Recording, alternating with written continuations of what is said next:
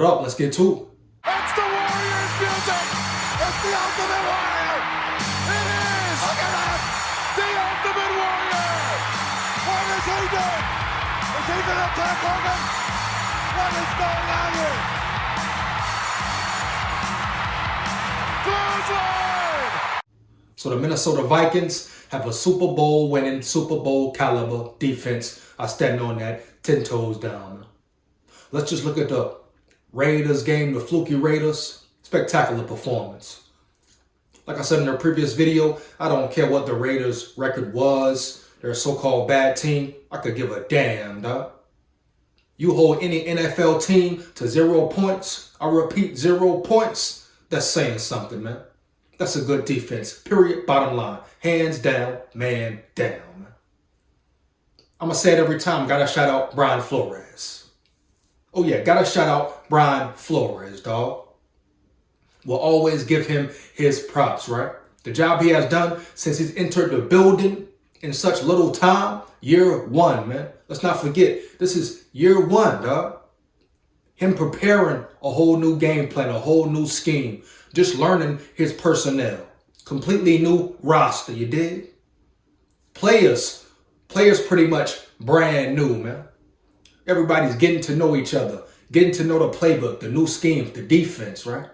Now we finally see it come into fruition. It took some time, but man, look how them boys playing now. Look how them boys is playing football now, bro. They held the Raiders to what, 56 yards rushing? Only 56 yards rushing? Top 10 defense, maybe even better now.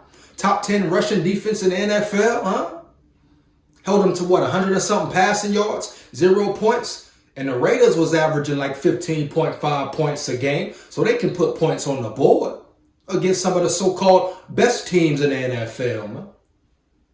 But the Minnesota Vikings defense is elite. And the Vikings defense can win a Super Bowl, dog. Right now. I repeat, right now. No debate. Now stand on that once again. Now only if the offense can catch up. Yeah. Only if the offense can catch up. If KOC can catch up. Huh. Now, Nick Mullins is a starter. I'll get into that in a later video. I have my little gripes about that, but it is what it is. You know, KOC went with his move. Do I still think Josh Dobbs is the best option? Yeah, I do. But at the end of the day, hey, Kevin O'Connell gonna do it his way, right? He sees something in Nick Mullins. We shall see. When the pressure rises, right? The competition gets better. We're gonna see how Nick Mullins performs, starting with the Bengals, baby. Heavy. Tough away game. Hope he performs well. But if the offense can catch up with the defense as far as performance, week in, week out, kind of similar to the Alabama squad, Roll Tide, see you in the playoffs. Versus them corny Wolverines, baby, hyped up Wolverines. But you know, for so long, it was the Alabama defense was talked about. Playing great football, right? People asking, when will the offense catch up? When will the offense catch up? And you saw what happened when they was both on the same accord, playing complimentary football, huh? Well, it was a scary sight, man. See what they did to them Georgia boys. Heavy, huh? So if the Minnesota Vikings offense can catch up, bro, and start putting up points on the board on a weekly basis, and the Vikings really playing complimentary football, huh? Oh, man, the Vikings could be a scary team. A scary team, dog. Period. Bottom line. Only thing holding them back, inconsistency by the offense.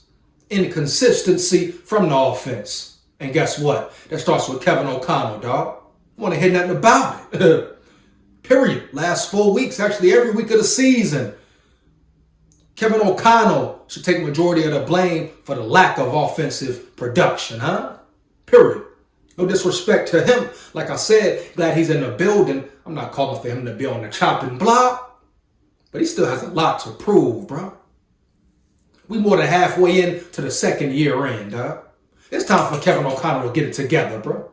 Huh? It's time for him to put points on the board. With that offense, those weapons, I don't want to hear about Kirk being injured, not having a QB. You got Jettas out there, huh? You got TJ Hawkinson, man. You got Ty Chandler, man. You got Jalen Naylor. He should be over KJ Osborne and Brandon Powell. We saw that versus the Raiders. So hopefully he gets more reps. You got KJ Osborne Even though they haven't been performing great, but a lot of that has been due to lack of good play calling from KOC, bro. Let's be real, heavy. But the Minnesota Vikings defense, man, the way they fly around, the way them boys play hard for Brian Flores, the way they put it on the line, man, the way they keep the offense in the game, put the team on their back, the strongest point of the Vikings team in general overall as a whole, bro. Huh? It's a shame that every week they got to carry this team. Every week they got to be on the field, be fatigued, tired, and still ball out. Still shut teams down to 0 points. And you telling me the Vikings can't win the Super Bowl with that defense? Cat, bro. Only thing holding them back is that offense that for some reason can't score the second half, can't put a team away. But B-Flow, you got boys like Josh Metellus showing up, showing out. People talked about it. I talked about it. This could be his breakout season. What do you know? Getting around a great coach, a guy who really knows the game, knows something about putting his players in the best position, huh? Look at Metellus. Prime example. Look at Metellus, dog. He is a true athlete, man. Put him anywhere. Safety, cornerback, linebacker. You see how it looks when your players are utilized correctly? Huh? You got guys like Ivan Pace Jr. balling out, UDFA, free agent, undrafted. How was he overlooked? How was he overlooked? Shout out Quasi. Side note, shout out Quasi. But a UDFA balling. Ivan Pace Jr. got something to prove. Jordan Hicks goes down. He steps in. He steps right in, huh? They call him undersized. Yeah, he may get washed on some plays, but who doesn't? You know what? Players don't get washed out the play sometimes.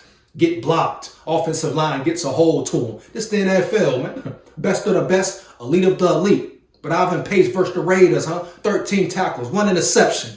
Sealed the deal. Sealed the game, man. He's going to continue to get better. He's just getting started, bro. You see, he got a point to prove, like I said in the offseason when they got that boy. Heavy, bro. You saw his potential. Heavy. That's what it's about, man. And guess what? It's going to be hard to take the green dot from him. Oh, yeah, I repeat. It's going to be hard to take that green dot from him, dog. No doubt. How can you? How can you? No disrespect to Jordan Hicks. But you talk about speed. You talk about agility, athleticism.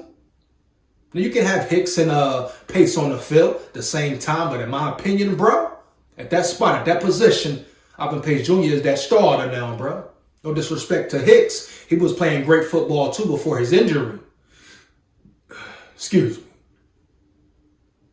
But can you take that starting role, starting position away from Ivan Pace Jr.? It can be debated. But shout out, man, to the Minnesota Vikings defense. The way they have been playing, huh? Flying around, man. Shutting teams down. The chaos, the confusion Brian Flores has been causing against opposing teams. Come on, bro. You got to get them boys them props. Period. Strongest point on the Vikings team. They won every game this season for the Vikes. Like it or not, baby. Let's get to it, man. Now, do they have improvements to make? Yes. Can they get better? Yeah. That's a scary thing about it. They're not even playing their best football yet, baby. 1,000. 1,000, huh? So that's my opinion, man. Shout out Brian Flores and the Vikings defense. They are Super Bowl caliber defense. Hands down, man down. SKOL VIKES forever. Like that, man. 1,000. 1,000, huh? Yeah.